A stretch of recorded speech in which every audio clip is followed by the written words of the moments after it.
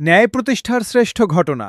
আইন উপদেষ্টা শেখ হাসিনাকে ফেরাতে ভারতকে আবারও চিঠি দেবে সরকার।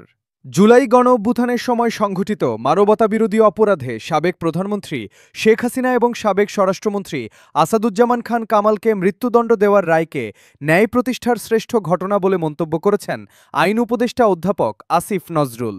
একই সঙ্গে তিনি বলেন, শেখ হাসিনাকে এদেশে প্রত্যর্পণের জন্য ভারতের কাছে আবারও চিঠি দেবে সরকার।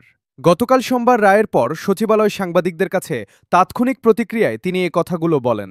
আইন উপদেষ্টা বলেন, গতকাল বাংলাদেশের জন্য একটা এতহাসক দন। বাংলাদেশের মাঠতে ন্যায় প্রতিষ্ঠার শ্রেষ্ঠ ঘটনা ঘটেছে। জুলাই গণ অভ্যুত্থানকালে শত শত মানুষের মৃত্যু, হাজার হাজার মাদুরুভর আহত হওয়ার ঘটনা, অঙ্গহানির ঘটনা, বিকলাঙ্গ হওয়ার ঘটনার জন্য যে নৃশংস খুনি দায়ী ছিলেন, সেই শেখ হাসিনার মৃত্যুদণ্ডের আদেশ হয়েছে। তার প্রধান সহযোগী সাবেক স্বরাষ্ট্রমন্ত্রী আসাদুজ্জামান খানের মৃত্যুদণ্ডের আদেশ হয়েছে। আমি মনে করি এটা জুলাই গণ অভ্যুত্থানের আরেকটি বিজয়ের দিন।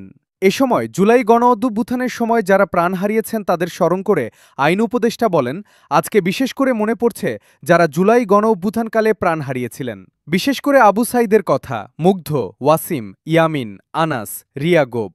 মনে হচ্ছে আজকে তাদের বিদেহী আত্মা সামান্য হলেও শান্তি পাবে।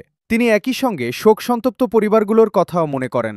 ব্যক্তিগতভাবে এই রায়ে সন্তোষ প্রকাশ করে আইন উপদেষ্টা বলেন, আমি রায়ে বিস্মিত না।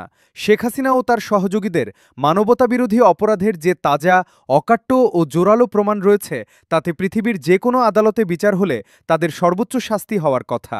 আইন উপদেষ্টা বলেন, আমি আরেকটি কথা বলতে চাই, সেটা হচ্ছে আমরা শেখ হাসিনাকে এদেশে প্রত্যর্পণের জন্য ভারতের কাছে আবার চিঠি লিখব।